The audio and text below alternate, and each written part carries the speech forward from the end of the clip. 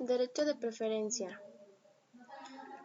Se pone de manifiesto en el nacimiento de las relaciones laborales bien para el acceso de los trabajadores. Sin embargo, deben advertirse que se trata de una preferencia de segundo nivel, ya que respeta cualquier disposición contractual colectiva fundada en cláusula de admisión, a que se refiere el párrafo primero del artículo 395 de la Ley Federación de Trabajo. Luego, entonces, los factores de preferencia que marca la ley a partir de la reforma son los siguientes.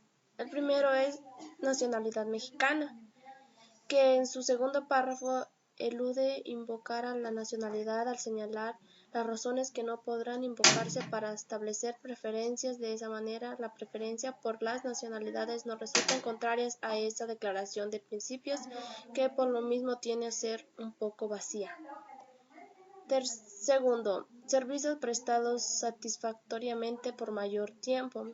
Se refiere al trabajador que, sin tener el carácter de trabajadores de planta, presta servicios en una empresa o establecimiento suplente las vacantes transitorias o temporales y a las que se desempeñen trabajos extraordinarios o para obra determinada que no constituya una actividad normal o permanente de la empresa.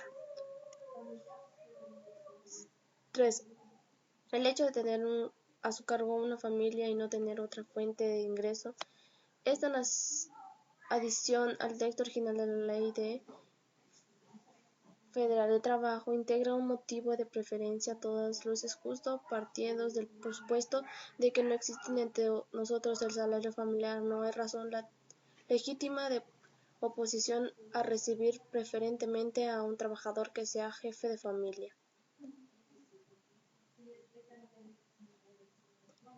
4. El pertenecer a un sindicato. La razón es evidente. El legislador estima con toda razón que debe procurarse la sindicalización de los trabajadores. En cierto modo, un trabajador o sindicalizarse, si lo hace en forma consciente y responsable, deja de requerir la tutela de la ley y alcanza una especie de mayoría de edad social.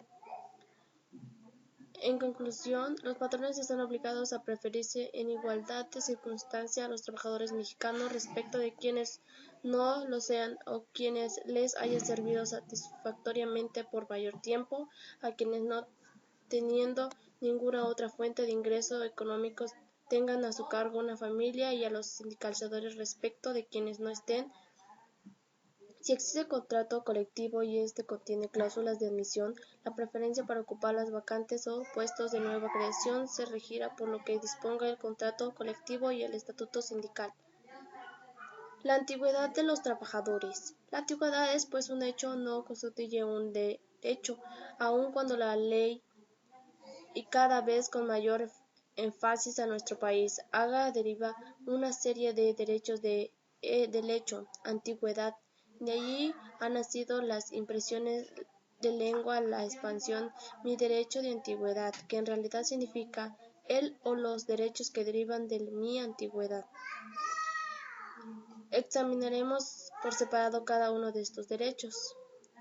Estabilidad en el empleo. La antigüedad genera el derecho a permanecer en el empleo, salvo en los casos previstos.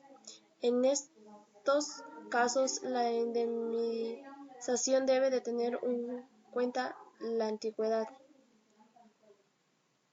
Rescisión imputable al patrón. La indemnización debe importar 3 meses de salario y 20 días de salario por año de servicio prestado. Vacaciones. El número de días de vacaciones depende de la antigüedad. A mayor antigüedad, vacaciones más prolongadas. Constancia del servicio. Los patrones están obligados a expedir a los trabajadores a su solicitud una constancia escrita del número de días trabajadores y del salario percibido, y en las cosas de separación una constancia escrita relativa a sus servicios. Preferencia para los accesos. Los accesos se regulan a la ley en función de dos situaciones distintas, que se trata de vacantes definitivas o por una duración mayor de 30 días o que la vacante sea menor de esa duración. Inmunidad.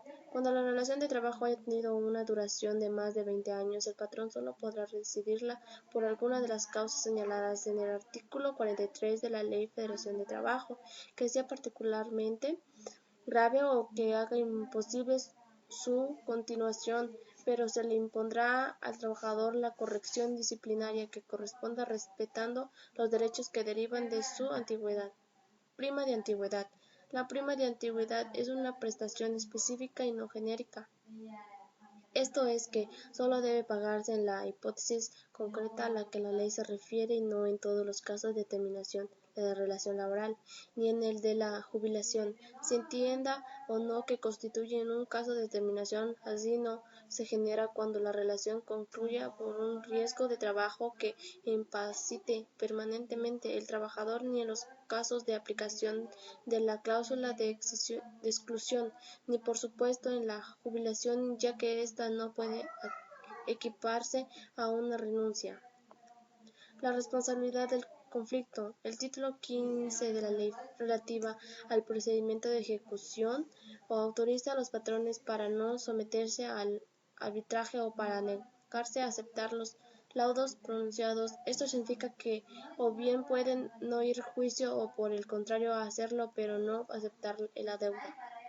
La prima de antigüedad. La naturaleza jurídica de la prima de antigüedad, concretamente Baltasar Caraño, señala que cuando el sector empresarial se percató de que también existía la obligación de cubrir dicha prima, todos los trabajadores que se separan de sus empleos con justificación o injustificación, se estimó que dicha prestación no se justificaba, sobre todo cuando se trataba de un despido injustificado o por la comisión de un delito. Sujeto con derecho a la prima. Solo tienen derecho a la prima los trabajadores de planta. Aquí surge de nuevo un problema terminológico. Importe de la prima. La ley marca 12 días por año, estableciendo un tope equivalente al doble del salario mínimo de la zona económica que corresponda al lugar de prestación del trabajo. Caso en que nace la obligación, la prima debe de cubrirse en los siguientes casos: a los trabajadores que se reparan voluntariamente de su empleo siempre que hayan cumplido 15 años de servicio, a los que se separen por causa justificada, rescisión imputable al patrón, o a los que sean respetados de su empleo independientemente de la justificación del despido, a los que sufran incapacidad física o mental o habilidad manifiesta que haga imposible la prestación del trabajo, a los trabajadores cuyos contratos terminen por fuerza mayor o caso fortuito, no imputable al patrón o por la incapacidad del patrón física o mental, a su mente, que produzca como consecuencia necesaria, inmediata y directa la terminación de los trabajadores. En caso de terminación de los contratos por agotamiento de la materia objeto de una industria extractiva. En caso de terminación de los contratos de trabajo por curso o quiebra legalmente declarada, a la autoridad competente, a los acreedores resuelven el cierre definitivo de la empresa o la reducción definitiva de su trabajo. En caso de muerte del trabajador, la acumulación del pago de primas por retiro involuntario, con el objeto de evitar a la empresa el problema financiero que supondría el pago conjunto de primas de antigüedad por retiro voluntario, se dispone lo siguiente: si el número de trabajadores que se retire dentro del término de un año no excede del 10% del total de los trabajadores de la empresa o establecimiento o de una categoría determinada, el pago se hará en el momento del retiro. Si el número de trabajadores que se retire excede del 10%, se pagará a los que primeramente se retiren y podrán definirse para el año siguiente en pago a los trabajadores que excedan de dicho porcentaje. Si el retiro se efectúa al mismo tiempo por un número de trabajadores mayor del porcentaje mencionado, se cubrirá la prima a los que tengan mayor antigüedad y podrá diferirse para el año siguiente el pago de la que corresponda a los restantes trabajadores. El escalafón y acceso de los trabajadores.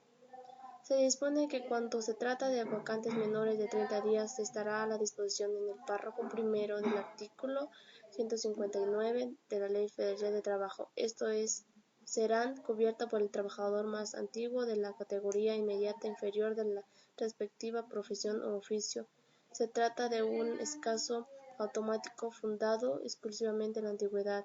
A este sistema se le suele llamar por patrones de desasosiego. El procedimiento será el siguiente. Será llamado en primer término el trabajador más antiguo de la categoría inmediata inferior a aquella en que ocurre la vacante. Le corresponderá el acceso si muestra ser apto. En igualdad de conciencia se refiere al trabajo que tenga a su cargo una familia y de subsistir la antigüedad a que ese previo examen acredite mayor aptitud. Si se trata de puestos de nueva creación para la cuales por su naturaleza o especialidad no existan en la empresa trabajadores con aptitud para desempeñarlos y no se haya establecido un procedimiento para tal efecto en el contrato colectivo, el patrón podrá cubrirlos libremente.